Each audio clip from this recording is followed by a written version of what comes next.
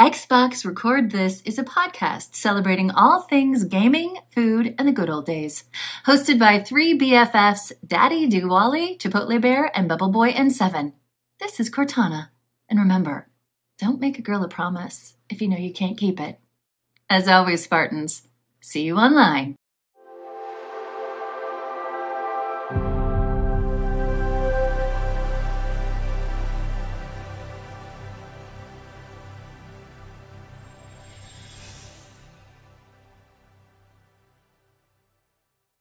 Guys, I cannot believe it. We have the magnificent Cortana, aka Jen Taylor, just introduce Xbox Record This. Our new #1 fan. She reached out to us. She's like, hey guys, I need to do you guys a favor.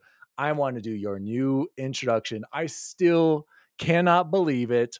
This is my third greatest achievement after my children and meeting my wife is getting Cortana to introduce Xbox Record This. Guys, this is Xbox Record This, episode number 54. My name is DaddyDWALLY.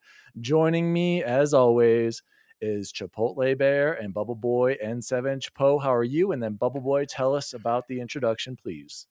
Oh man, it has been one heck of a week, and I've got an even worse one on the way with graduation. But man, it feels so good to be close to summer, and obviously great to be here with you guys. We got lots of news to talk about tonight, some good, some bad, but we'll get to that in a minute, man. So thank you for having me, man. Appreciate it.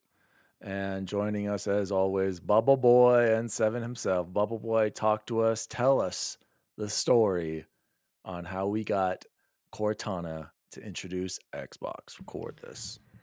How about that intro, huh? Yeah, amazing. It's the best there is. I compared it. All my friends at work that know nothing about Halo or video games, I showed them the podcast Unlocked and the Steve Downs and then the Cortana, and Cortana wins every time. Science, baby. Love it. So excited that we got that. So Dan had sent us a picture that she was going to be on Cameo for just 1 week, right? Because way back, like episode 10, when we were like, well, we need someone really cool to do this, we looked into Steve Downs, we looked into the perfect guy. Perfect. Yeah. We looked into Morden, all kinds of different people. And we reached out to a couple. I think it was the perfect guy that we reached out to, and he was like, well, that needs to be a business account, and the business ones cost like $2,000 sometimes, or $500. And we're big time, but we're not big time Babel yet, big time. So we had to wait patiently, and our patience paid off, because sure enough, I sent Jen Taylor a message on Cameo, and she only charged $50, which is incredible. Some of those are, I know, every penny. I thought it was going to be 50 each. No, it was 50 total. God. That's why I'm like, you don't even send me money. Like, it's not even a thing. It was so amazing, right? And so if you've never done Cameo before, you get like 2 lines worth of stuff to say.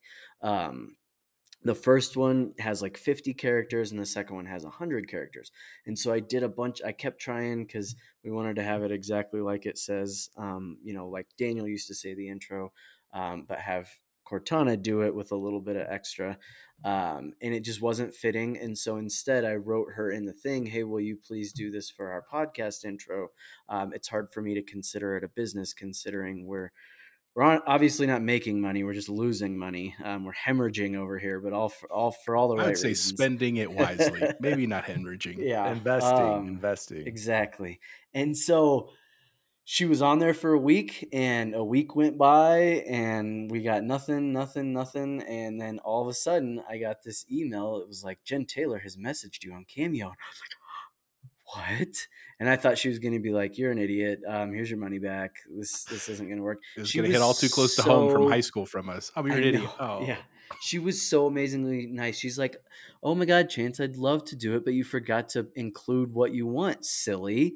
And I was just like, amazing. And she's never done the fan side of Cameo, because she didn't know that you only had like 150 characters. So you got to message her back, which I was like, oh my God, amazing. You've had multiple conversations with Cortana? You're God King. Wow. Dude. So it gets better. So I had to message her back, and I forget what I said at first, but I was just like, "Oh my God, you're the best! Like, I thought the week was over, and I'm so glad you're still doing this, right?" Send. Great. Your first cameo message back to a celebrity is free. I was like, oh God, what? It's like, it's going to be like $80 to message her again, but worth every penny. So I was just like, whatever. The next one cost $4 to resend it to her. But literally, I sent the blurb and the $4 that it cost to message her back, and we had it within the hour, I would say. And there's video that we can probably I think we can post the video too of her. And she even mentioned, it's obviously not in our intro, but if you watch the video on YouTube, she mentioned afterwards, she's like, "Oh, good work, Chance, because you barely snuck it in under the wire, just under the deadline." Yep. So shout out to Bubble Boy for doing all that work, buddy. We appreciate it. And a huge XRT shout out to Jen Taylor. Thank you so much for, honestly, it's I still don't believe it, and it's like it really is like a huge accomplishment and kind it's of like incredible. It's amazing. Yep. Like I don't even care if nobody ever listens to the show for the rest of our lives. Like, this is so awesome, and to have her do that, it's like such an iconic voice and character, and it's an honor, Jen, to have you introduce us on our podcast. So thank you so much. Special not shout out to Alan for now you get it, my friend. I kept forgetting that everybody else didn't know, so I kept wanting to be like, you dumbass. This is why we're so excited about Cortana. And I hope all of our friends will listen and appreciate it. By the way, speaking of friends, guys, Xbox Record This is a podcast that celebrates all things gaming, food, and the good old days. And you can write in just like X Bacon Gaming did. He has been begging me to know what the secret was, because I sent out that tweet saying XRT is going big time next week, and he's been annoying the caca out of me every day with just trying to get me to guess what it is. So shout out to Bacon for all those guesses. Hopefully you listened, guys. This week we are going to talk about Gotham Knights, a little bit of Joseph Staten on Halo Infinite. Halo TV show. We're going to have to talk about some of the Halo TV show. But guys, I want to jump right into it. Story number one. I don't know if Bubble Boy knew this today or if he was kidding when he mentioned Starfield. We have to jump into it because I got a lot to say. Why would I have said that if I didn't know that? You really didn't know? This is the first time you saw it? You read it today? Busy time of year, man. Oh, I thought you meant, did I know it was delayed when I wrote that today? Yes, today was the first day. It was like that. You saw it on the news, huh? Let's jump into it. Xbox news. We usually do other stuff first. We got to jump into this, guys, because this, I'm still shocked. And this is coming straight from Bethesda, at Bethesda on their Twitter. An update on Redfall and Starfield. We've made the decision to delay the launches of Redfall and Starfield to the first half of 2023. The teams at Arcane Austin, Redfall, and Bethesda Game Studios, Starfield, have incredible ambitions for their games, and we want to ensure that you receive the best, most polished versions of them. We want to thank everyone for their excitement for Redfall and Starfield. That energy is a huge part of what inspires all of us every day and drives our own excitement for what we are creating. We can't wait to share our first deep dive into gameplay for both Redfall and Starfield soon. Thank you for your support. And let me just read. You serious, Clark? Another reaction, and I have to. So this is Phil Spencer immediately after quoting the Bethesda announcement. Phil had this to say, and we got to dig into this, boys. These decisions are hard on teams making the games and our fans. While I fully support giving teams time to release these great games when they are ready, we hear the feedback. Delivering quality and consistency is expected, and we will continue to work to better meet those expectations. Guys, I am shocked. I told you many times throughout the past year, Starfield is a lock. 11/11 2022. It's coming. Mark it down. And now we're not getting that. Redfall, I had a feeling we hadn't seen any. We literally had not. Well, we haven't seen much of Starfield either. But with Redfall, I had a feeling delay incoming. Sure, whatever, that's fine. Take your time. But with Starfield, when they came out so confident in that date, and also the little bits and pieces of marketing material that we've been getting, and I thought you could just feel it's building towards E3 or the Xbox Bethesda showcase, building towards continuing on to the launch. I thought it was a lock, and I'm shocked. And I have to say, I can't help but think with Phil Spencer's comments and the tweet I wrote on the as our Twitter account. I wrote to Greeny. Whatever it was you tagged me in, Jose. I said it's great Aaron to Greenberg see. one. Yep, Aaron Greenberg, Phil Spencer, and Pete Hines. Or I forgot Pete Hines, but I added him. And the Todd father all together again. I was like, this is it. They just showed him the game. They're blown away. This is it. This is the start of next generation Xbox, or current gen, I should say. And then you get this tweet, you guys. And then you hear Phil's statements. I've heard some people talk about it like, oh, the delay, it's expected. It was ambitious to get that date. But to me, I don't know about you guys. This is what I think. I think Phil saw this and he's like, guys, this ain't it. And you need to improve this. I'm thinking it came straight from him, and his reaction to be like, guys, we had a great 2021. We had Psychonauts, we had Forza Horizon, we had Halo minus the content and the live service stuff was still a great game at its core. The campaign was great. Forza Horizon, just amazing. Psychonauts blew us away. Flight Simulator. And then he's like, he gets this, he's like, uh-oh. This feels like a little bit of the Bethesda jankiness, and we can't do that anymore. And I don't know, tell me if I'm crazy, you guys, but after seeing that tweet with all of them together, and then literally 2 days later, like, hey, we got to delay this, and then Phil right away, we need to meet that. What does he say? What was it? Consistency. Of course, I don't have this stupid tweet. What does he say? Quality and consistency is expected.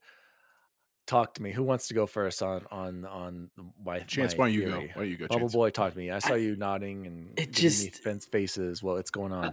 Because I literally Chris Glunn's on, gosh, was it Friday, Thursday? We were having this conversation. He's like, what are you most looking forward to next year, man? Because we were kind of trying to talk about next school year, and of course I was like, well, Starfield. He's like, oh, right. Even though we were talking about school, and he's like, he's like, I don't know, man. You really think it'll be out on November 11th? And I was like, I think it's already done. And we've said that on here, right? We're like, it's done. We said that last week. Yeah, but Chance, just to add on to that, it could be done, and it's still not good enough. And like, it just keep sucked. going, going. Yeah. No, it reminds me of nothing that I can ever even think of.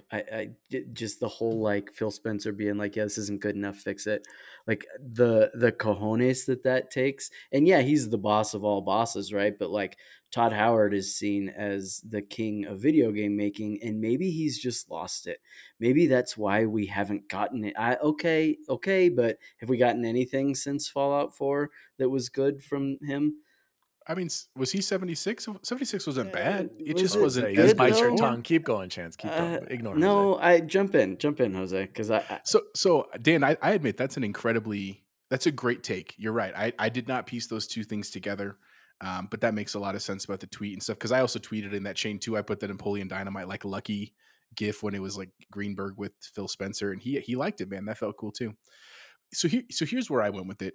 I was definitely bummed. Right. Like we especially because it was one of those clearly where I was like, oh, got to eat my whole foot right now because we've been saying for months now that this is a lock. We were talking about how it was done, made me feel, less than great. But after that initial shock, after that initial sadness and everything, then I started to step back and I said, well, here's a couple of things. I definitely don't want Starfield to be like Cyberpunk, because that's the other comparison that's come up with this, right? Like, is Bethesda saying like, look, we can send it out on 11/11. It's ready to go. but it's going to be with all these bugs and we're going to get all this heat. And do we want it to be the next Cyberpunk? And I definitely don't want that. So on one hand, I'm like, if it's not ready in that case, in that scenario, I'm glad that they're taking their time. I also thought about their commitment from day one has that our priority 0 is our people first, and that maybe pushing it to get done by 11/11. That was 343. But Phil Spencer and they've been working on this for a long time. You're right. But COVID is still not dead. I know. We've all moved on. Before you continue, really, really quick, I do want to say, of course, none of us are against the game being delayed. We want the game to be good. Take as much time as you can. Okay, absolutely. But this is still devastating, and. But here's my question for you, and I'm being super serious. Why is it so devastating? And hang on, I want you to respond, but let me explain why. Because I know that we've had the deadline. I know they've had lots of time. I know we haven't had anything in Bethesda in a while. Like, I understand all those points. But if the reason why we play games is to have fun, what's to stop us from playing other games right now? Hang on. I know I see you unmuting over there. Hang on, give me a minute. I still have Cyberpunk. I still got to finish Wild West. I have Halo Season 2. I'm going to have Gotham Knights, which we're going to talk about here something soon. And I just found out Dead Space is coming January 27th. So I have no issue with them pushing this back a little bit if it's going to mean that it's going to make the game great. I have no issue. I think it's fine. And I know it's a hot take. I understand people are devastated. I just also think in the grand scheme, like, we're going to be okay. Right. I think the biggest thing that concerns me is how much heat we're going to get from PlayStation fans about, like, oh, see, you're no better. I mean, like, that's just like cattiness that I'm not looking forward to. Let me just jump right in right there, Jose. Go ahead. Speaking of PlayStation fans, PlayStation can't talk. Their last year, that's what I'm really mad about, is everyone's making a big deal out of this. What did they release last fall? Nothing. They didn't release anything last fall. They released Clank, didn't they? Wasn't that out they last released fall? Returnal early in the spring, and then they released Ratchet and Clank in the summer. Then nothing the entire fall. So I don't. It's not even about the PlayStation fans. I don't care. They're hypocritical. Here's the thing. I'll tell you why it's a big deal, Jose. It's a bad look on Xbox. Yeah, I'm not mad about the delay. You're right. I'm happy that, trust me, I have plenty to play. I have Cyberpunk now I don't have to worry about, and I have Assassin's Creed I don't have to worry about, and we're going to talk about another one that I get to play in the fall now because of this delay. I'm fine with it. But it will be a very bad look if Xbox goes the entire year without a first party release. They haven't released anything, and it is May.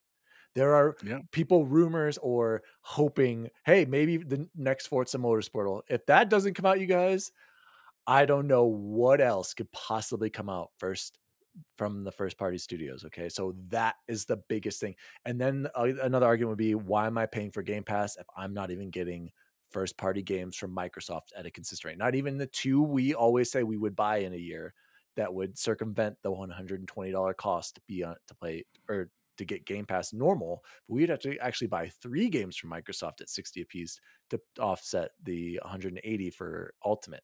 Okay, so that's the main thing.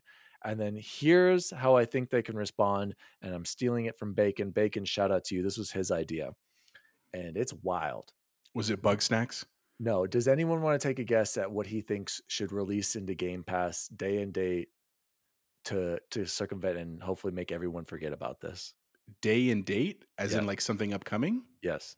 From a first party studio or from just any studio? What can make everyone go, okay, we forgive you? Returnal? Feels like they have FIFA 23. Returnal? Jose, that's a first party Sony game. Get out of here. No, I know, but we're doing pie in the sky here. No, I'm realistic. He said that Modern Warfare 2 needs to release into Game Pass immediately. Why not, though? Why not just be like, because will that deal have gone through by then? Even if it doesn't, here you go, Activision. Here's your money that we're essentially paying ourselves to get this game into Game Pass day and date in the fall. That's a big ask, man. Exactly, a pretty big deal. Or also any of those, get Diablo. I don't even know if Diablo is coming out, or the next, what is it, Overwatch? Which Overwatch 2 is, I don't know when that's coming out. I think it's crazy, and does it necessarily make sense? Probably not, but I listened also to Lord Cognito, shout out to Cognito, and Mr. Matty Plays on Defining Duke. COG was like, they need to do something with third party to kind of make you forget or buy another studio. So Chance, any thoughts on what's going to happen this fall, and your general There's thoughts part on of the me delay? that I think to a point that console war thing doesn't even matter, and they're going to be like, okay, this is what it is. We still have a lot to look forward to. Game Pass blows Play Pass out of the water, and so why we're not going to make a knee-jerk reaction to this and spend a bunch of money that we don't need to. We're just going to stay the course. I think what hit me as most devastating is when you say first half of 2023, that could mean it's still over a year away if it comes out in June. But I couldn't agree with you more that I think it's because Phil Spencer got his hands on it and was like, oh no. Because here's another thing. What if though, like, let's say dream scenario, we have Game Showcase next month. What if they did what they did with Fallout 4? Not with Fallout specifically, but they said, like, look, here's a brand new game that you weren't expecting, and boom, it's coming out in October. Like, that's not out of the realm of possibility. They've done it before they even owned Bethesda. Yeah, I'm not. They probably have to have something, guys. Like Yeah, I feel Starfield like being they should. punted is crazy. You're right, and there could be something, but like this is Starfield. This is Bethesda Game Studios. This is Skyrim, Fallout. Like it was going to be a big deal. Again, I personally, of course, I'll be fine. I have plenty to play. My backlog, for some reason, even though I feel like I've been doing work, continues to grow. We'll be fine. I want them to make the best game for us.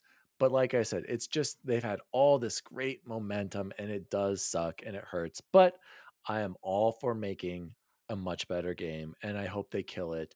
And I know it probably is a good game, but maybe Phil and the team was just like, you just need to perfect it a little bit. You just need that more time. So, and I know nothing about Redfall, so we haven't even talked about that, and that just shows like where that is on everybody's mind, like Redfall and Starfield. But I hope they're both great, and obviously they should both benefit from this. But Xbox I could care doesn't less have about. games. Not that I care less about Redfall. I could care less about it being delayed. Like, Yeah, okay, great, yeah, whatever. I know. I again, it sucks, but take your time.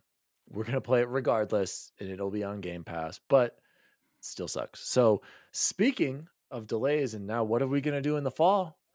Let's go right into it. And this is coming straight from Warner Brothers Games. Gotham Knights official Nightwing and Red Hood gameplay demo. The streets of Gotham are under new protection. In this first reveal of Nightwing and Red Hood's official gameplay, get a closer look as these knights seek to uncover the mysteries around the elusive Court of Owls while putting a stop to the various factions attempting to exert their own control over Gotham City. Through these knights' distinct abilities, fighting styles, traversal, and team up opportunities, how will you step into the night? Guys, it looks like I'm getting Gotham Knights day one now because that was going to come out, like 2 weeks before Yep. Starfield. Now I don't have to worry about that. So I'm pumped to play this, but I will say, actually, let me get your I want Jose, Chance to go first No, because he's our bad expert. No. I want you to go first, and then I want to hear Chance, and I'll go last. Jose, what was your reaction? First of all, did you watch all of it? Did you take bits and pieces? Oh yeah, no, I watched the whole 20-minute to this gameplay reveal? So it was twofold. One of it was I was super pumped. There were a lot of things that I really liked. I really liked the graphics. I really liked the fluidity. I love to see the multiplayer piece. That was a really cool, like, that's just brand new for the Arkham game. So I was like, oh my God, I can't wait to be like Nightwing and Chance's Red Hood and Dan can be Batgirl and like we'll just go. I call Red Hood. No, you're Batgirl. I already decided. That made me very excited. Here's what I would say. I'm being very honest here. The fighting it was very cool. There was just something a tiny bit off. And I don't know if what we're seeing is like not final footage because I know there's still, dude, it's barely the end of May and this doesn't come out till October. Like they have a lot of time left to polish, but there was just something off about it that it didn't feel like the Batman. I like that there was the takedowns. I think I'm gonna love it. I really do. I love the Court of Owls story. You didn't get to really see a lot of that in the game itself, or in the gameplay. I mean, it just felt a little weird. The only other thing I will say that I thought was, I know why they're doing it. It just was weird to me, was when they were showing how you can traverse the city, and like Nightwing had this really like awesome hang glider with jets, and Red Hood was just jumping everywhere. And I get it. I get that he has to have something equivalent, but it just looked goofy to me. I don't know why. Just, you know what I mean? I mean, I don't know. Okay. Okay. Your guys' I'll thoughts. I'll jump in and then let's go have Chance go last. That's why I wanted to play as Red Hood, because I'm like, okay, I'll just play this like Crackdown. I'm just gonna be bouncing around, jumping all over the place. But Jose, I couldn't agree with you more. Something about this, when I watched it, I was like, something doesn't quite seem right about the combat. It looks okay. I don't know if this is, and by the way, we didn't mention that it's only coming to current gen consoles. So sorry, PS4 and Oh yeah, Xbox that One. was a big thing too. Yeah, no old gen. But something, and it looked like it mixed in some Spider-Man parts with like taking down the car. And I'm just watching it right now, and I'm noticing like these are weird icons all over the ground too. I don't know if I like that for like pickups and stuff. And some people were complaining about the gear screen, and I guess there's like Destiny-like gear or whatever. So I mean, I was super pumped about this because I was expecting to get more like Batman Arkham City type gameplay, but now I'm like, I don't know. Like, I still feel like I'm gonna buy this day one, but this gameplay reveal didn't blow me away. Didn't blow me away. Okay, anyway, Bubble Boy. You're not even close to that. Well, It's Bubble never Boy, not funny. yeah, exactly. You got to do it, whatever. Bubble Boy, you are our Batman. I don't even know what the word is. I You're guess expert Resident detective. expert, yeah. Yeah. What were your thoughts? Like, So- Jose and I are a little down on it. I'm not gonna lie. So talk to me. Yeah, and I don't have a lot of good to add. Unfortunately, what I will say is on Tuesday, and Cora even knows now, which is so cute. On Tuesdays, we always putz the store and all the deals, just cause, right? Like, but they had a big add-on sale, and they had the Arkham Knight special edition for only $3, and I was like, "Oh, steal perfect." right there! And this news had just come out, so, and I had never played all that DLC, so I got that, and I was like, "Oh, Dude, it's like even I'm I playing." have. Yeah, I was like, it's like Gotham Knights, like light, right? Like this is because it's essentially all those characters. Um, so I've been playing that, which again, fantastic game, love it. It's great. It's why the Batmobile from that game I think it was the top of all of our lists for the best cars in video games. What made it just as disappointing, if not more disappointing than the gameplay, is that collector's edition. And I know I was hating on the Turtles one too, and there's if you haven't seen it, there's I a saw diorama. I saw Kyle tweet about this. It's a cool statue. It's a really cool statue but for then- $50. I or max like 75, 80. I don't know. It's nothing compared to those two Master Chief helmets. It's $300. $300. Like I'm just, and then and I guess to give it full credit here, there's also an augmented reality Talon key. Cool. 16-page media book. Exclusive Gotham City map, that might be really cool, and then exclusive gear and cosmetics, which I'm just done with, and that so again, cool stuff, but $300? Are you kidding me? They're just stealing money from us at this point. But Go back to probably Entertainment still Earth, bud. Yeah, I You know. live like still a king gonna, for still gonna be. $300. All that being said, 5 out of 5 will buy again day one purchase. But you didn't even say anything about the actual gameplay or any I know. concerns. You guys said Okay, so- everything you needed to. It does make sense. I kind of think of it like Destiny, how there's like the different kinds of jumping you can do, and they weren't going to be able to make it perfect. But yeah, And sorry, I may cut you off, Chance. From a technical standpoint, because maybe what we saw, because it was in multiplayer version, that's what made it hard. Like, imagine syncing up acrobatic moves in a multiplayer unit. Like, that's a technical side of that has to be insane. Where all the Arkham games, you were just first person, you were just Batman. There was only one player. You're not trying to like sync everyone else. So like, maybe that's what is going on. But overall, I still agree with Chance. Like, I'll still buy it day one, the game. I'm sure I will love the game. but I was a little bit let down. And maybe my hopes were just too high. Maybe that's the other part, that it's just like I've blown this up in my head, and it's just to expectations that can't be met. Who knows? And the other three were so good, right? And I think that combat that they started and really perfected and got and added little bits to, from Asylum to City to Night,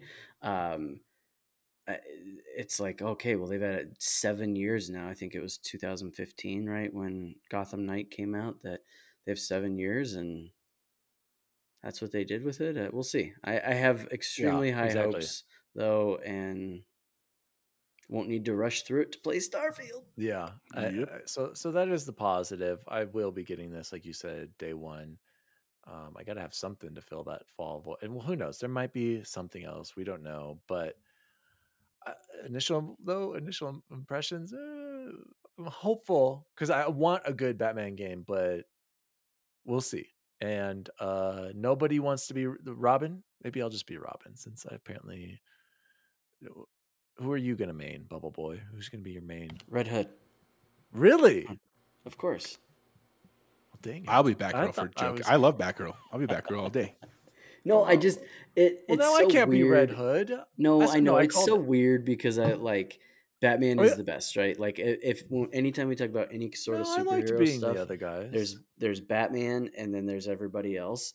In terms of sidekicks and stuff, like, they're really bad. I'm sorry, Robin is about as uncompelling a sidekick as they get, and Nightwing, Red Hood at least looks cool and kind of has a cool.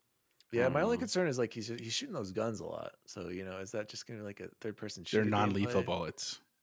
They are? I think so. Yeah, no, I'm wrong. I don't I'm know. wrong. I don't know his story. I know nothing about Red Hood except for I don't want to talk about. But can you, Chance, do you know, or do either of you know? Can you just like switch between them at any time, and are they leveling the same way as you, or is like one So guy I gonna be don't way know. leveled high? Like that would Yeah, kind of I suck. hope it's something like Grand Theft Auto 5, where they each clearly have their own paths their that own they're roles, doing, but yeah. you can just, like, if you get tired of one, like, and go into the other. I know, since I'm playing Arkham Knight right now, the changes between like Catwoman and Batman and Robin are so subtle and just tiny, that I hope they change that and make it like feel like you're really playing somebody different, as if it were a class in something like Destiny, but we'll see. Well, let's hope it turns out better than this first gameplay reveal. Guys, let's go into the next news story.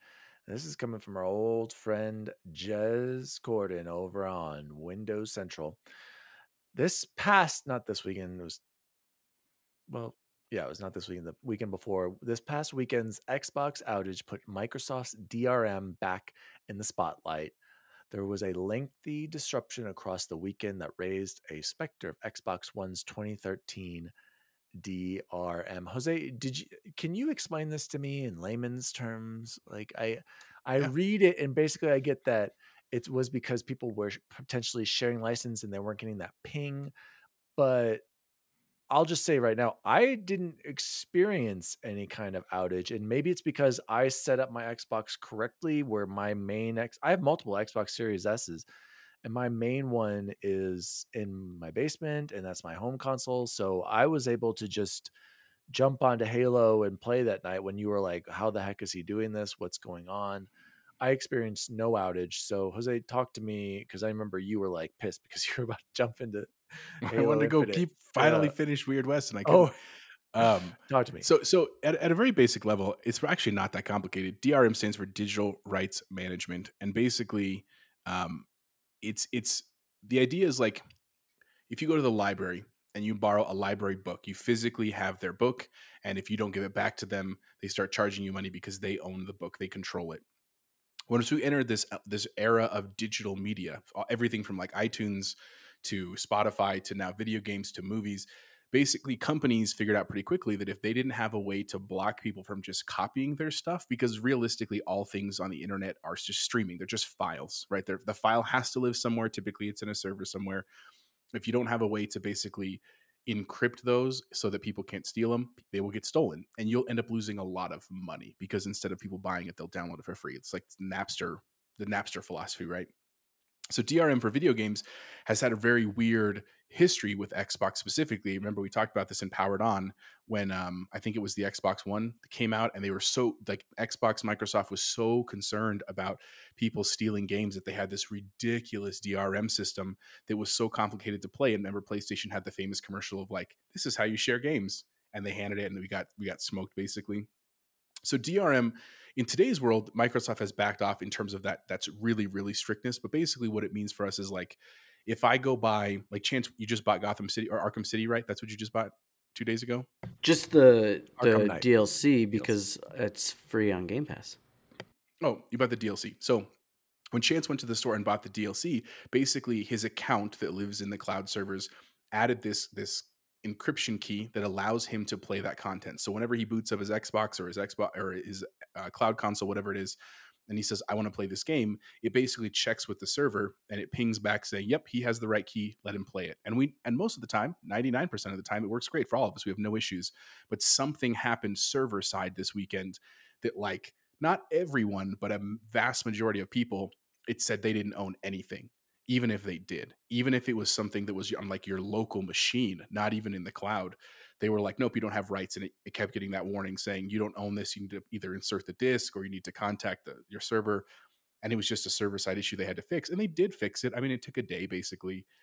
And even as myself, like, it wasn't the end of the world. I'm now to the point in my life where if my video games don't work, it's not the end of my life. It's just like, yeah, I probably should go do something productive, clean, or build something or work or something like that. So it wasn't the end of the world, but it was frustrating, right? And it is one of those things that I'm sure it won't be the last time it happens. You know, I at least grateful that they were able to fix it much faster, and they were good about, like, you could check, they would put on their services on Twitter saying like, "Yep, it's down, we're working on it, we're trying to have a fix." Like, they were trying to keep people updated. You know, what actually happens, who knows? Maybe some dude spilled his Fanta on a server rack somewhere, for all we know. That's just that's what I know. Anyway, that's all I got. Bubba, any reaction to this DRM thing, or you're just like, yeah, this is going to happen? We have digital games. I think I saw the MPD numbers, something, or maybe it was on PlayStation and their numbers. All I know is it was like 72. I think Kyle and Joseph talked about this, said 72% of game sales were like digitally. So this is just the future. We're going to have digital rights, and if something happens, it happens. But it's kind of a trade-off of, think about like if next time there's a blizzard, you can't go to GameStop and buy a game, but you can download one. And so since it's all digital now, there are pluses to that and minuses to that. I don't know. I don't think it's a huge deal. Yeah, and I remember Mickey in our text group said something about like, "Oh, it sucks because you can't, if you had the disc, this wouldn't happen." That's not even true. There are certain games, when I was updating Askins, I think I mentioned this, is Madden. I tried to launch Madden not being connected to the internet, and he owned the disc and it wouldn't start. And that's with him owning the disc, because that game's like always being updated, always having the stupid Madden Ultimate stuff. That's the DRM right there, dude. And it's crazy. So like, I don't know what the solution is. As long as this thing, I guess, is always running in the background and it does that check, and it should be like a check every like hour, or I don't know. That's reasonable, whatever it is. And then be like, you have 24 hours and you should not have an issue playing this offline. I don't know what the solution is, but I don't know. I just remember, what was that big one? Remember, was that what the mention was? The article was mentioning. Yeah, it was in 2013 when the Xbox One launched. Remember how it was real bad? It was real hackers screwed up bad. Yeah, that was bad. So I just hope, as long as it's never anything that bad, and if it's just like a few hours, sure, like we can go out and do something with our lives and be productive. So, and honestly, just a quick point about this. So one of the issues that people don't understand about DRM, I'm not going to get super heavy into this, is that part of where DRM issues came from in all media, music, movies, games, was the fact that originally, historically, those things were way more expensive than they should have been. Like, the market value price was so high that it encouraged almost people to steal. So you guys both remember going and buying CDs at Target or Sam Goody, and how much was a CD when we were kids? $10. Oh, I was thinking like 15 to get a whole album was like $15. Yeah. Even though you only wanted one freaking song, you wanted the single that had come out, right? Everyone wants Backstreet Boys. I want It That Away, but you have to get all of Millennium to do that. And it was really, and I'm not trying to be a simp here, but like Apple, when they released songs for $1, everyone thought that was heresy. And they did it for lots of reasons. Money, of course, being the first one. But part of their logic was also that if we make it cheap, it takes away the incentive for people to steal. Like, instead of going through all the trouble of trying to go through Napster and get a non-corrupt file, and you could get viruses on your computer, dude, I'll just pay $1 for the song and then I have it forever. It's the same thing with games now. Like, games used to be, remember, art for our Super Nintendo, our games still cost $60 back then for the, like, how big are those games? They're like 10 megabytes in size. They're tiny. And so instead of stealing them now, they they have to balance the price. And if they can do that, you kind of eliminate some of the desire to steal stuff as well. So that has also factored into this over time as well. Just throwing that out there.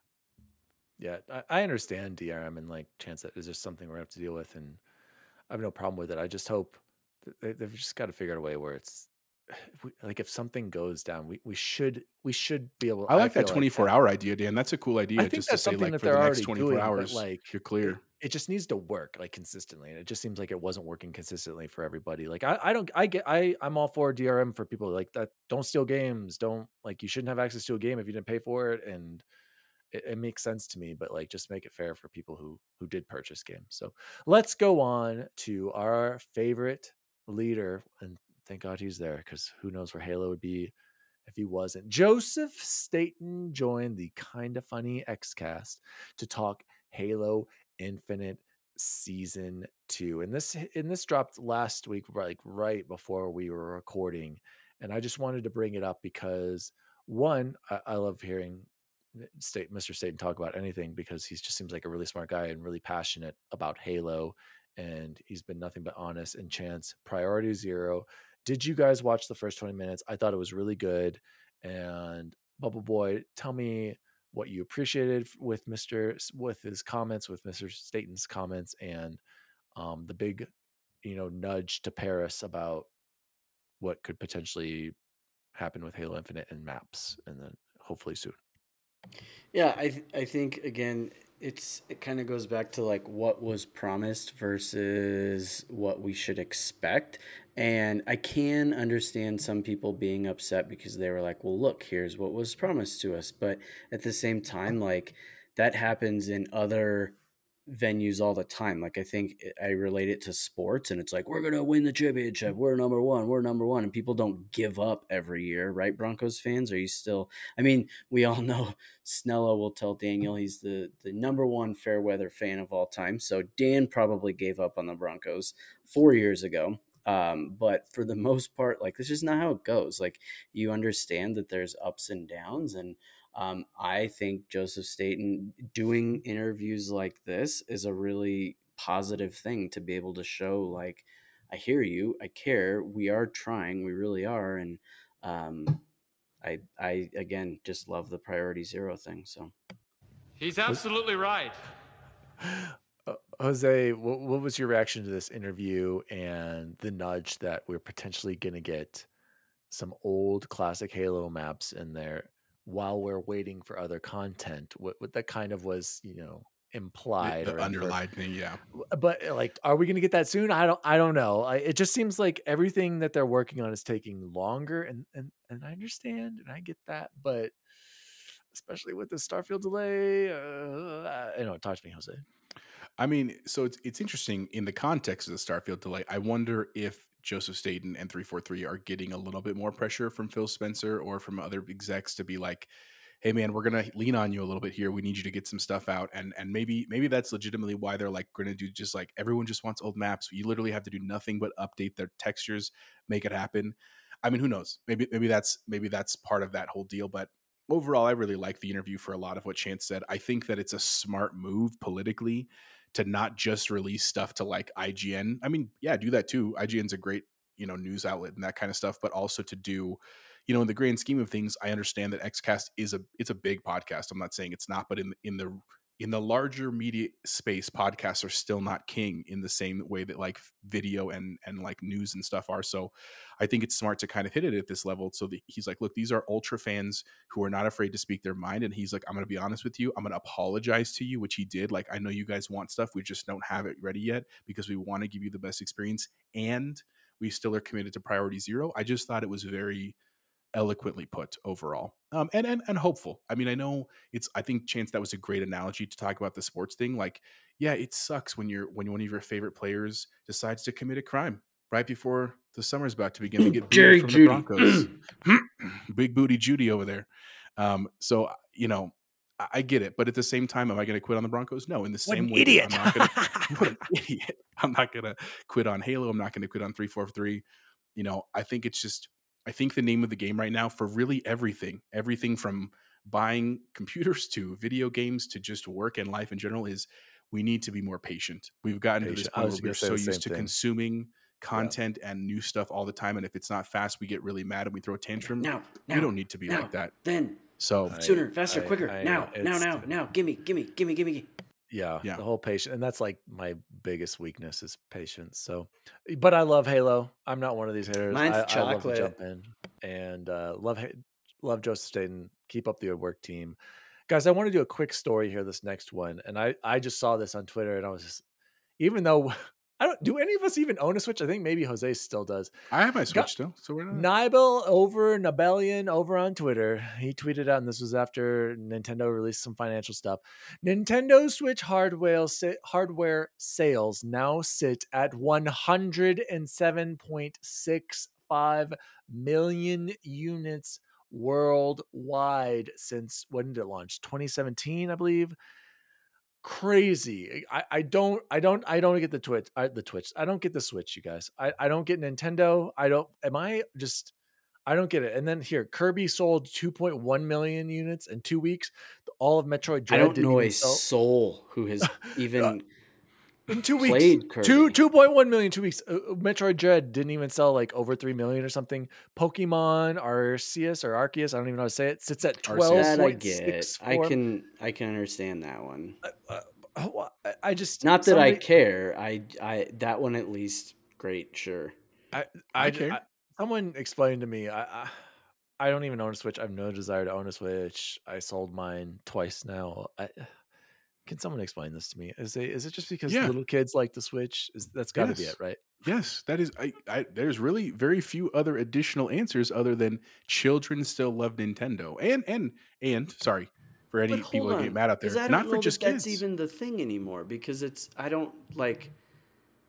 have kids that would be this age, and Cora's not begging for a Switch.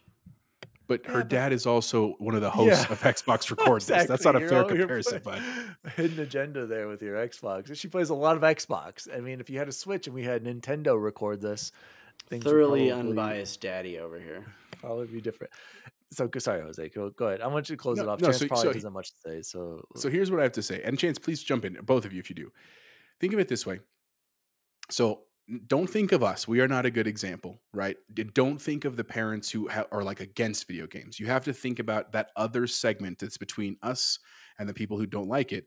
Everyone in the middle is basically going to base a video game purchase on two things.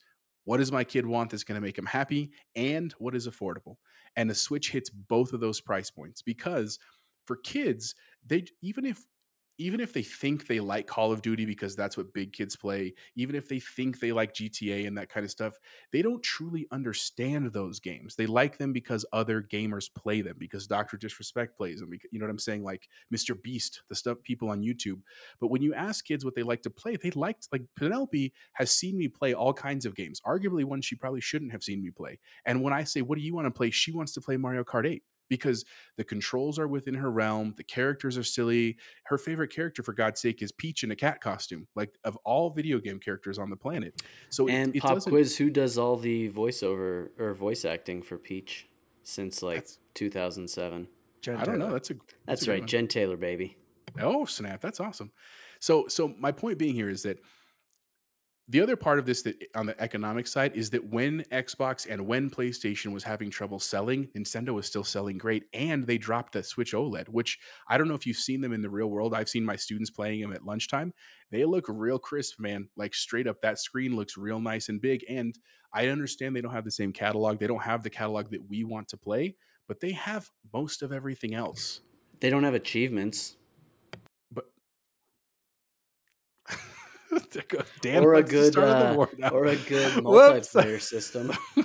What the heck was that? See, this is why I don't want Bubble Boy to have access to intuitive this chat. too, because So anyway, Or good my point being, games. it doesn't surprise me. The one thing I will say is we're actually really looking. Thank you. We're actually really looking forward to the new Pokemon Scarlet because my daughter's name is Scarlet. As soon as she saw that, she was like, "I want it." Of course. We'll play that when it comes out. I think it's also November as well. So this doesn't surprise me at all. I think good for Nintendo. I think it will be interesting to see what happens if yeah, but that's Nintendo's just, really. but Are that's they just really committed to this like physical movement thing? Because again, I know they just released not Wii Sports, Switch Sports out, right? And everybody seems to love it again. They're breaking TVs. That's all over Twitter again. But I mean, just like, here's my thing. Is Nintendo going to release another console at anytime soon? Do they even need to? Like, they could probably I ride don't know this if they out need the to, man. entire this generation of Probably consoles. called now. Todd Howard up and they're like, "What's your secret?" I mean, I don't know, Dan. I think that's a great. It's addicting, isn't it? Now you understand why I push them all the time. I don't know, man. We'll see what happens. Good for them. I don't want to see Nintendo die. I think that's what the point I'm trying to make here is. It's a No, childhood. nobody does. Yeah, no, of Nobody course not. Of course does. not. I'm just shocked that it's just selling so well, and it's gonna pass the PS4, and PS4 is at like 120 million almost, and that's insane as it is. So, more power to Nintendo. Let's move on. I'm done talking about Nintendo, guys. Let's close off the news story with something I saved for the very end, a positive story. Maybe, probably not, but we love to speculate. Mass Effect 4 collectible might have revealed a big returning character. This is coming from Jordan Midler over at Video Games Chronicle. And BioWare has begun selling a new N7-day lithograph that may suggest that series protagonist Commander Shepard will star in the upcoming revival of the series. As noticed by YouTuber Mr. Huthen, a quickly changed product description for the item read, "While Shepard and the survivors are left to pick up the pieces, fans are left wondering what's next." This was later changed to, "The threat of the Reapers might have been ended, but at great cost, including Earth itself. While the survivors are left to pick up the pieces, fans are wondering what's next." And then there's an update.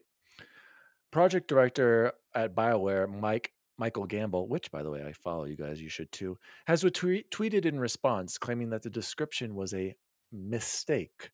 He later tweeted claiming that the description was written by the people who run the store and aren't familiar with the game. And some guy wrote, probably was just an innocent mistake by a copywriter. Unfortunately, we have a long wait to find out. And Mike Gamble said, "Yeah, that was a mistake. Fixed." And unfortunately, guys, when I was listening to PS Trophy Room and I tweeted at Joseph about this, I said, "Thanks for breaking my dreams." Because he too, I guess I don't know what exactly Joseph does. You guys can, one of you remind me, but he seems to know back end stuff. He's about, in the industry somewhere. yeah, for something sure. about like sales. And he was saying how it was written that way to pick up the Google algorithm to, like, when you search Commander Shepard, there's this lithograph. And he's like, they wrote it like this. This is just an honest mistake. Commander Shepard is not going to be in the game. But in all fairness, guys, I don't know. Why would some random person say, "While Shepard and the survivors are left to pick up the pieces, fans are wondering what's next"? Either way, thanks, Bubble, for letting me know. I would love finds a way.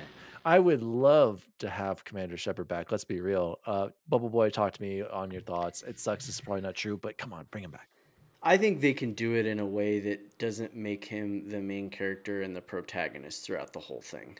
And they can pick up right where the last game's left off, but I hope they don't. Like, it would be kind of hard to, based off of what choice you make, and you'd have to be importing all kinds of choices again. I hope they can fast forward, or I'll still go back to, I wish they would go back in time and they would do the First Contact Wars. I think that would be really cool. I don't know that, I think there's worry that they would be limiting themselves technology wise in terms of like all the cool new space stuff they can do, but they would be able to pull it off, I'm sure. So I'm just excited to get any sort of Mass Effect news. Of course, I was bummed it wasn't more than this and it wasn't probably real, but just a reminder that they're still working on it. And so, do you think, Bubble Boy, we're going to see any Mass Effect at any of these game showcases, or probably not? Oh, I breaking my heart. don't All right, know. Jose, close us off with your final thoughts on this I would say typo. in terms of that question about the any of the game showcases, if we saw anything, it would probably be a very short teaser. They really wouldn't reveal anything other than we're working on another game. Um, I guess I'm a little torn here. Like I would love to have Shepard back just because I have such an affinity for him, but I think logistically it is really a challenge. And despite the fact that I know people could lie on Twitter to cover their tracks, it does actually make sense that like some copywriter who literally like has never played Mass Effect, who just got dealt this like, hey, write this, and he's like, okay, go. I guess the main guy's name was Shepard, and he had a crew, like whatever. I'm writing this, like that does fit all well into that story. Like that's not totally crazy. I do also agree with Chance though. It would be, as much as I love Shepard, it's hard to write him back. I mean, it would be kind of funny if they were like, this is Shepard's son and his name is Ron Shepard. Like, I mean, he looked exactly like his father. Like they could totally make another story.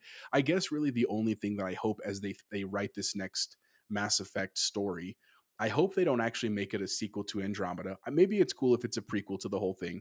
I hope what they do though is I hope they write another trilogy. That's what I hope they do. I hope they don't just write a one-off and then maybe we'll make it into. I hope that they get the green light from whatever studio, maybe Xbox, whatever it is, to say, we want to do a full new trilogy, a full new cast. We're going to make it awesome, but we want to be able to write this long story and play the long game. I hope that's what happens in the long run. That's a great point. So I don't know. Those are just my hopes and dreams. We'll see.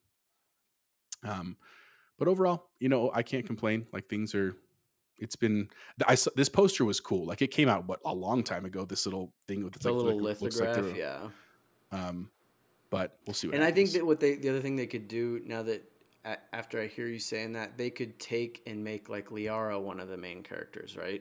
And still infuse Shepard in certain ways. Like flashbacks and stuff like that. Yeah, but at that point, I don't want that. I don't want Liara. I want another Shepard. So I'd rather just write a new story. Why is it so hard that, I mean, well, I guess he doesn't, well, spoilers. Yeah, I guess I don't want to talk too much about the end of Mass Effect. You gotta, everyone needs, especially I almost blew it there. Bacon, go play the Mass Effect and trilogy. Glunts, my gosh, immediately. It is so good. I can't wait to play it. Chris. By the way, I have big news on the TV, guys. Big news on TV. The TV saga continues. Ali just gave you the green light. Like right now, she just walked into the room and was like, "Make it happen." Actually, she just came down and asked me to tell me that I need to go wipe Grayson's butt because her nails are wet from nail polish. So I'm not going to go up there to wipe his ass. Guys, that has been the Xbox news for the week. Let's jump into what have we been watching. And I have to start right away. I have to say this. Winning Time, this rise of the LA Lakers is must-watch TV. It's one of the best shows I have ever seen on TV. The drama, the acting. John C. Reilly, guys, I wrote this to you guys. He might be my new number one favorite actor, replacing Tommy C, aka Tom Cruise, aka I know, that's crazy. But he really is fantastic and he doesn't miss. All of his movies are fantastic. All of his roles are fantastic. Did you see Sherlock Holmes? Dewey Cox. Okay, maybe not everything, but he was also in Magnolia with Tom Cruise, and that was when Tom Cruise should have won Best Supporting Actor. I don't know if you guys have seen Magnolia, where he plays the guy who's oh my gosh, you guys do need to watch it. It's a weird film, but it's a huge ensemble cast. You'll see that. I don't want to spoil anything, but there are scenes where I was just like, holy crap, that everyone in this movie can act, and I was bawling. Magnolia, watch it. But fantastic. Bacon, I've been talking about this for weeks. It's fantastic. All 10 episodes are out. I cannot wait for season 2, you guys. If you're a fan, you don't have to even be a fan of any of those actors or basketball or anything. It is so good. Watch it. Now I'm going to leave it to you guys to talk about episode 7, Quan. Well, first, Chance, have you been watching anything else you'd like to talk about before you jump? Let's jump into Halo. Let's get it over. Well, quickly, yeah, I'm going back and watching every one of the live action Batmans since the Michael Keaton ones, and I'll put a little report together of all that later on. But I'm enjoying that. Episode 7 of Halo had the plasma grenade, and then moving on. Yep. Only redeeming scene of that whole damn thing. Wow. One of the worst things I've watched. Yep. Good gosh. In a terrible. long time. And I don't even like Soren. Is his name Saren? Soren? I don't even know Soren. Yeah, he lost me too. And I figure probably because he's part of the Quan thing, and he goes back and forth. Like he's such a Yeah. hypocrite. It feels like he's like, I'm doing this for Master Chief, but I'm also pretty sure I'm gonna kill you. And then he saves her, and I'm like, dude, I just need pick the a money. side. Like, Give come me your on, money. yeah. Yeah. And I will also say that I haven't watched 8, despite having it spoiled over and over and over. Oh God, don't give me that look. Sex scene is spoiling? Yeah, you and Yes. Miggy I think spoiled that's it. a spoiling. Absolutely, I think yes. that's spoiling. Okay, well, You I get mad didn't at say it. people. Miggy said it first. Okay, Miggy said it so first. Miggy, said by it the way, first. Miggy, you can't give an opinion on something if you're not watching it. Like, I hate that, you guys. I hate how we're getting these opinions and trashing things when you haven't even watched it. Like, that really infuriates me. The internet is really pissing me off. I'm sorry, Chance. I didn't know you didn't watch it.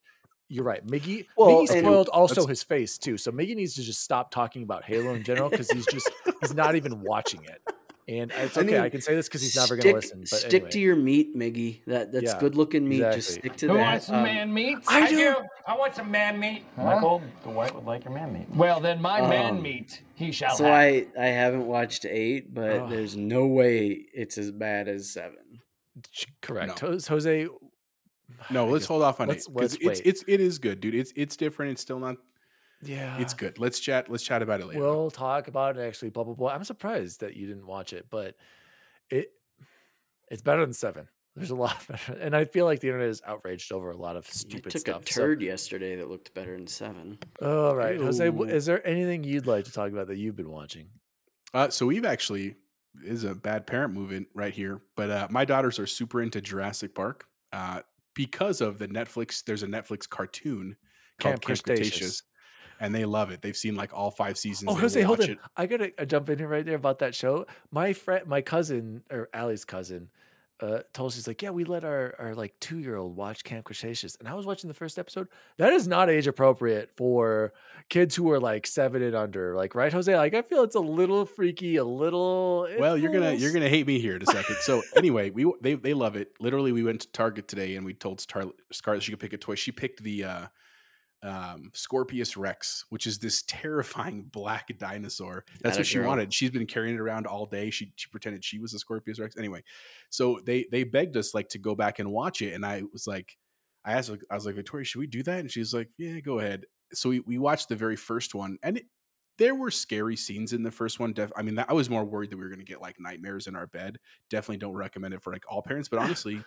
The girls were great. They had no problem. They loved it. And so we actually have been watching all of them together as a family. And to be fair, a lot of like pausing and like, I want you to understand, and like pausing and being like, this is going to happen and this isn't real. We've also been watching a lot of like on YouTube, like the CGI of like, how do you make dinosaurs look real? Like, how do you get the movements? And that part is, it's been weirdly fun and scientific, and they have been loving it. And so that is what we've been watching as a family all together. I know that's probably horrible to do that with my small children, but they are loving it, and they're doing great with it overall. So no, other than that, man, I really haven't had time to watch a lot. I do want to watch that new Sandra Bullock movie. I know that sounds no. You want to watch Winning Time over that cock. I want to see that too. I'm on like Bullock episode 5.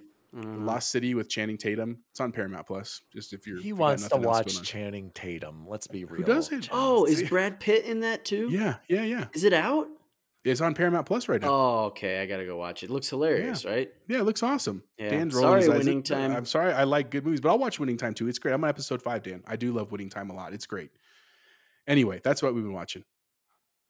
Shout out to my son who got to go, and my daughters went to that Grinch and Dr. Seuss experience. Did you see that, Jose? No, is it cool? They loved it. Highly recommended. Just lots of great pictures of them just hugging. Chase's Jackson, Naya, and Emma and Chase went.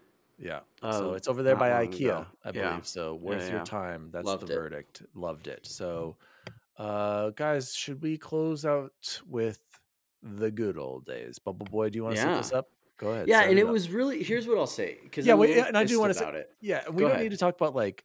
I don't have specific quotes, so I'm going to fail at this one. But I do have, and that's okay. Performance. Like I do want to acknowledge for sure. Go ahead. This was hard. So we were like, we have to do something Cortana themed, right? And I was like, oh my god, I need like another Cortana toy or something. They don't exist. The Amazon does not have them. Entertainment Earth doesn't have them. eBay doesn't have them. There's like the Funko Pop, there's not a single one other than like if Master Chief is holding her. The Master Chief Mega Blocks that I have has the one that's like a full size Master Chief. He's holding Cortana. That's like literally as cool as it gets. There's a couple that are really old and they're like $80 for something that probably cost $7 at the time. And so as I'm going back and I'm like looking at things, I'm like, wow, what this is so strange too, because she is such an important part of what Halo is, and clearly just never caught on pop culture wise the way Master Chief did and the way I think we all thought she should have.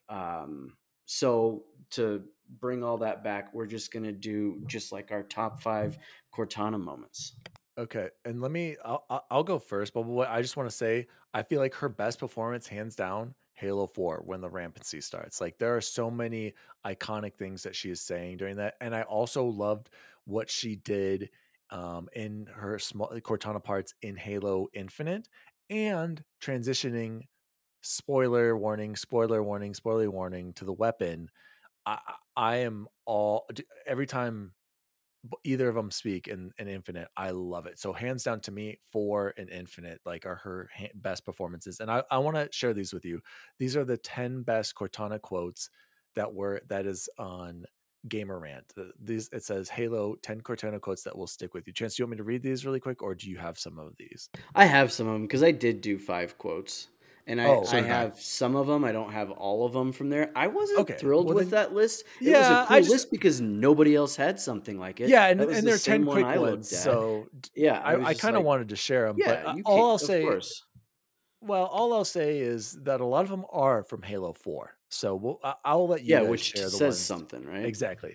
So you here, Jose, why don't you start us off, and then I want Bubble Boy to close off with his best Okay. Cortana moments and quotes. So my number 5, actually from a bunch of the different games, I found a different site that I was actually all of her quotes. Like they literally, someone did the homework and wrote all of them. And so I took some time reading through them and reliving some of those stories. Cause honestly, it's been a long time since I played the originals. I should have played it more recently, but my number 5 was actually at the very end of Halo 1. Once you've done what you need to, no spoilers. And she just says, scanning, just dust and echoes were all that's left. I mean, it was Dust and Echoes. Yep. it's a lot of That's a good like, one. Yep. it's a good connection piece between her and Master Chief, and really just like they, as much as the show doesn't, it seems like they have a very tumultuous relationship. If you've never played the games, they have a very symbiotic relationship in the games, and there's a lot of trust there. And so it's I think I like that it shows the partnership. Number 4 for me, it was actually also in Halo 1. She said, Covenant forces detected ahead. The path up on the left should let us sneak up around them. It's just again showing that like she is a battle AI. She is there to like scan environments and tell him about resources and give him strategy and all that kind of stuff. I love that. Number 3 was the end of Halo 3, where she thinks that they're about to die, because it's when like Arbiter and Master Chief are trying to escape the explosion, and she says, it's been an honor serving with you, John. Like, ooh, I mean, literally gives me like goosebumps even like right now, because I can hear That was that on the list. being said. My number 2, believe it or not, is actually from the Windows Phone when it still existed, because Cortana was the AI and you could ask her all kinds of funny Cortana's still things. the AI in Windows. Yeah, but I'm saying this was all the way from back when there was the phone. Dan, I think, had the phone. It I had said, them all. it says standard Halo artifact is around 10,000 kilometers in diameter until the Chief blows them up. That is right. Like I just thought that was like a huge, like, oh man, that's damn funny. Good job, Microsoft. And then my number 1, of course it has to be, is don't make a girl a promise if you know you can't keep it, because that's what Miss Jen Taylor told us. Like that's forever going to be my number 1 quote from Cortana. So that's what I got. Chance, what do you got, man? Great list. Oh, Yeah, great. sorry. Go ahead, Bubble Boy. Yeah, so number 5 from Halo 3. I think it was right after it was a pleasure serving with you, John, when she said, or before, could you sacrifice me to complete your mission? Could you watch me die? And that was obviously setting up a lot of what was happening in 4. And so I just thought that was really cool looking back on it. Number 4, I was put into service 8 years ago. AIs deteriorate after 7, Chief, and that was in Halo 4, which again we get to see kind of play out a little bit more. And just shows kind of the staying power and what their relationship was. Number 3, like you said, Jose, don't make a girl a promise if you know you can't keep it, from Halo 2. And then what I have at number 2, which is, and you'll see why I mean this, but probably my actual favorite one from the Halo video games is, and it's just stuck with me for so long, especially because I had read some of the books, when she said, "They let me pick. Did I ever tell you that? Choose whichever Spartan I wanted. I watched as you became the soldier we needed you to be. Like the others, you were strong and swift and brave, a natural leader, but you had something they didn't, something no one saw but me. Can you guess? Luck." And that was from Halo Infinite. And Oh, that's what I was going to say. Yeah. Okay. That's I great, loved dude. That's it. an awesome one. It was always strange that luck was the answer. I was like, I wonder, I would have loved to have been in the writer's room when they were doing that, and like everybody probably had their own answer, and they spent like 3 weeks trying to figure it out, and then they're like, screw it, just luck. Because as much as I love that quote, I'm like, luck, really, luck is why? But then I think about it, and I do this in games too. I'm like, wow. So if this was real life, you would have had to have had a perfect run, never dying the entire time. Yeah, that's pretty lucky. So clearly, in the grand scheme of things, if you think of it from a writing standpoint, yeah, that dude's super lucky. Love Cortana. And Jose, I like the one you said about where Cortana was just where Cortana was just. Sorry, yeah, you didn't let me do number 1. Oh, okay. What's number 1? Well, I'm getting to it. Okay. This is her best quote. Gaming, food, and the good old days. Hosted by 3 BFFs, DaddyDWALLY, Chipotle Bear, and Bubble Boy and 7. This is Cortana. And remember, don't make a girl a promise if you know you can't keep it. As always, Spartans, see you online. Oh, see you Hey, online. So great. Taylor, hope that was exactly what you wanted. Squeaking in under the wire here. Have a marvelous day. Ha! Great. Absolutely. Number 1. You're absolutely right. He's absolutely right, Jose. He's absolutely right. So I was going to say, Jose, you pointed out that one about Cortana warning the chief when like there was just like Covenant ahead. That reminded me of the show when they were all waiting in the room, and then that huge Covenant, cool, awesome episode 5 happened. I'm like, that gave me some chills and just some flashbacks to like, holy caca, they're coming. So shout out again to Jen Taylor. It is so awesome. I still can't believe it. Every time I hear it, I play it back like once a few times a day. And I had said, so cool. I can't remember if I was talking to you guys or who it was, but I think one of the reasons that Cortana is so much to me, and I thought it was going to be a big debate, but it wasn't. The difference between Steve Downs' iconic voice, who plays Master Chief in the games, versus hers, was because you don't actually hear a ton of Steve Downs. You do, but not until 4 and 5. Well, yeah, and as you're playing though, like, you hear her, you need her. And if you put yourself in Master Chief's shoes, she is the most integral part of the game, right? Other than Master Chief, of course, but you're playing a game as him. So of course you would have this incredible relationship with Cortana. And as much as when they first revealed her in the show, I was so excited. I do agree with Alan. I've been very disappointed with how little that they've used her in the show. So I think they're building. I think you can tell they're building to get. There's some new stuff in 8 Chance that you'll see that like I don't want to say yet, but it helps. Point. I forget he hasn't seen. I was like, oh, is that what happens? Cortana and Master Chief. I was like, I wish, guys. I want to close on this, and I would love to have a whole discussion on this maybe sometime. Did you guys really feel like Cortana was that important in Halo 1, or am I just crazy? To me, when I was playing, I was just, thank you, Jose. I was just like having a blast, Full disclosure. Just like killing these aliens, the flood. I felt like she was important, but not like, oh man, she's going to be this iconic character in the franchise. I was like, this is just an AI who's helping me, and she's giving me intel. And like she's like Alfred in the Arkham games. Like, and Alfred is a big character. I'm not saying he's not, down but like, the road. He's just the voice in the head that's like on the master computer. Yes. He's not there's no relationship yet. Exactly. Like I didn't anticipate by the time I got to like Halo 4 and Halo Infinite where I'm bawling at parts, and now I can't imagine the series without her.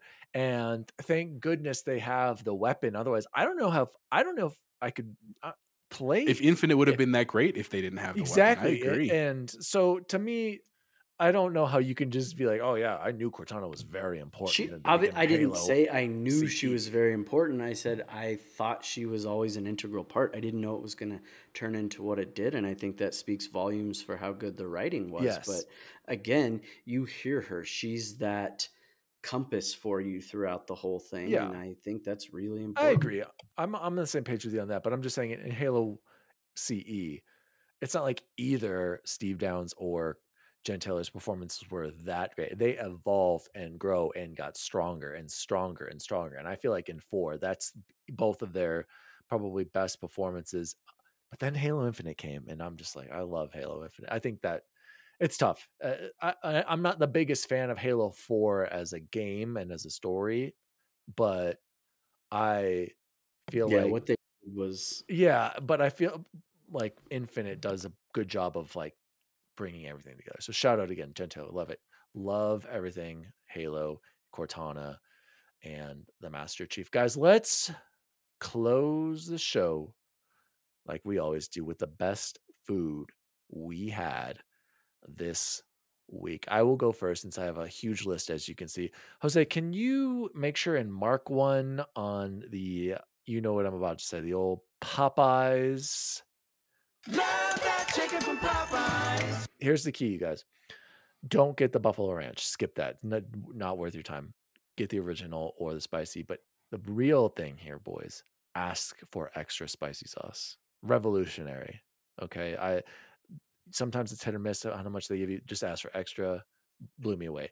The second best thing I had this week, Domino's. I had it tonight, you guys. It's so good. I hadn't had it for a while. Just the diversity. Allie and the kids got a cheese, a pepperoni. I got my barbecue, chicken, bacon, onions.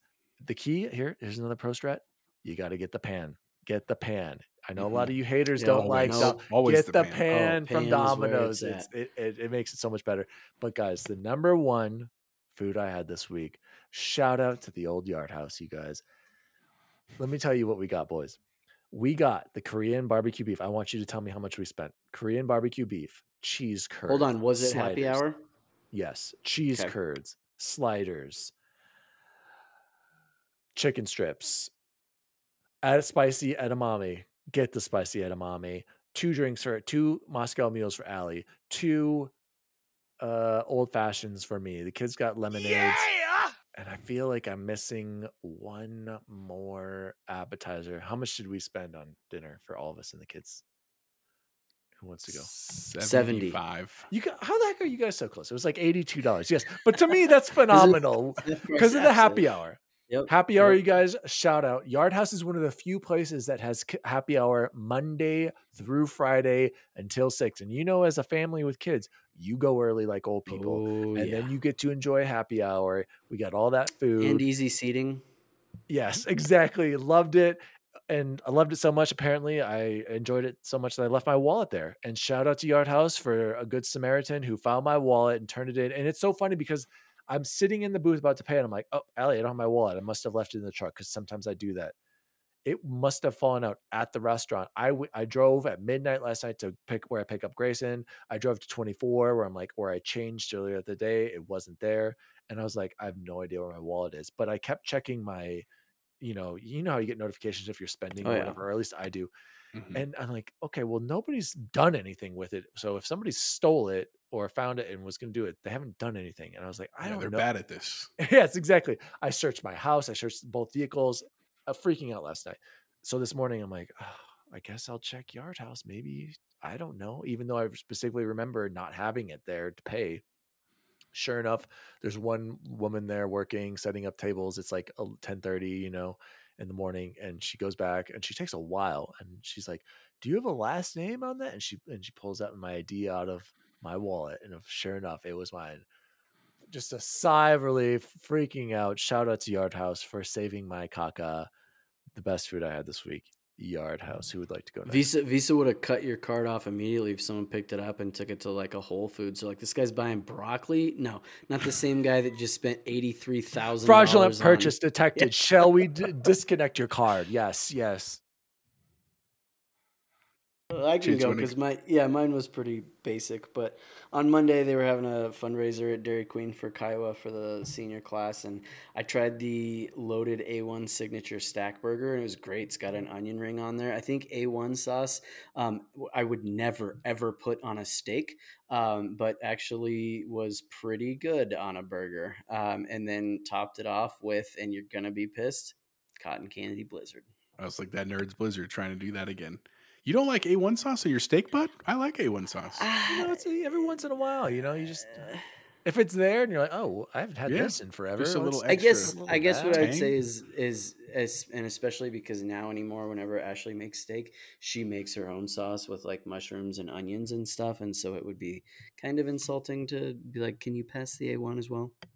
Yeah, Yeah, that's is that like like steak people are like that's a huge sin to use the A1 steak Yeah, and I'm not sauce. saying like that because I don't. It doesn't bother me that You know, Patrick however you Mahomes want, puts yeah. ketchup on his steak. I'm just saying, like, again, she always doctors it up with a bunch of other stuff. It's never just a steak like the way Miggy sent that tri-tip earlier. Ooh, yeah. You know what I'm a fan of, guys? Au jus. Alan Pack got me on that. He introduced that to me at the You'd old never had a Texas French dip? Were you not in Well, elementary no, I school? had French dip, but I never thought about having. I didn't know that you can do that with steaks. I literally didn't know this until I was in my mid to late 20s with Alan Pack, and he was like, he ordered it, and he's like, yeah, you get au jus, and I was like, what? And blew me away. So Any good juice? any good steakhouse should have some other juice. yeah, exactly. Bubble Boy, by the way, you've been very active in Kiowa. What's going on with that? Do you have anything to? Any Well, news? my daughter goes to school Oh, there. okay, My wife okay. is a teacher there. Moving on, Jose, what is the best food you had this week? So best food I had this week is on Friday. We had our academic awards on Tuesday, and it has been a hellfest trying to get that put together. And thankfully, Wait. I phenomenal- got to interrupt you right now. Who won Best Social Studies Student 2003 at Green Mountain Academic Awards? Chance. Chance? I hate you. I know Jose's pissed because I took that one away from him. Otherwise, No, he I would've did. swept Why, off. I won why would that. why would I be didn't? pissed? Yes, I did. won it. I won. I got Oh. a medal to prove. Okay, I'm going home and finding. Were there the medal. multiples? No, I Maybe. won that. I was nominated. You did not get social What studies. year did I won this. win it?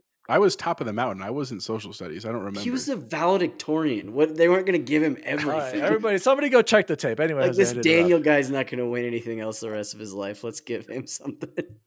Damn. Okay, so my favorite thing. So anyway, it was awards night on Tuesday night, and it was a lot of work. And I have this awesome secretary, Lori, who helped me with the whole thing. And one thing Lori loves is burritos from Tacos Rapidos. And so I told her on Friday, I was like, Lori, I'm going to Tacos Rapidos. What do you want? She wanted a sausage burrito. I was like, well, if I'm going, I'm going to get me one too. So I got myself a bacon breakfast burrito, and goodness gracious, it was so delicious. It was almost too big. That's what she said. This is the Wrong place one. on Evans, right? Yeah, it's the one. Yeah, on- delete anyways, Delete that one, by the way. Only use. I have all four. I'm keeping all get rid four of of that them. one. No, I have all four. there's No, only Chance is one right. that's Get rid of it. needed. Get it right, or I'm gonna have to do this from now on. That's even worse. Anyway, one thing I will say, just a preview of my favorite food for probably the next week. So Cane's Chicken, they're opening up a new location at Wadsworth and Bellevue. It opens up on Tuesday, but Chipotle Bear got special VIP tickets on Monday to go like do a preview. They're doing it for only teachers. And I tried sending it to my two co-hosts, and I understand Chance is probably not going to drive from Kiowa. I legitimately sent it to Dan as like I love you. You should go get Cane's for your family for free, mind you. And Dan wrote back, he thought he was a bot. He thought I was a bot in the chat. So I'm just saying, where is the real love here? I'm excited to go with my family on Monday because we probably won't get into that Cane's for now 4 months. Because it's going to be packed every other time. Yeah, So- and no, and I do appreciate it, but I drive past 2 on my way home from work. Yeah, so. and I'm not a certified teacher anymore. Jose. I don't have an education. Neither have am I, your bud. ID. I'm an admin. No, I just I've been need a teacher teacher for 4 ID. years. You When are really you think going? they're going to be On like, Monday? On Monday, looks Jose, like can you I go, failed or do the I have to test. register for this? Check that link. There were reservations. If there's one free, check that link I sent in the chat. You can Alright. still go. You just need I guess an I'll look email at the address that's a spam school that you email sent address. me. Anyway, no good deed, Jose, no good deed. I know. no, I appreciate Jose. Gentlemen, this has been Xbox Record This episode 54. My name is DaddyDWALLY. You can follow me at DaddyDWALLY across all social media. Thank you so much for listening. I'm so excited, you guys, for season 2. I think we're killing it already. Yep. Chipotle Bear, where can people find you? You can find me on Twitter, Chipotle_Bear, and you can always find me on Instagram at Chipotle Bear. And Bubble Boy, and so apparently Bubble Boy can be found sliding into Cortana's DMs, but besides that, anywhere? A Cameo. I spent all kinds of money on Cameo in the last couple of weeks, so Well, might have to get my own Cameo one of these days. I'll be One like, day. see you online. Maybe. Like we said before, guys, Cortana makes everything better. And as always, AI bots, see you online. See you online. See you online. See you online.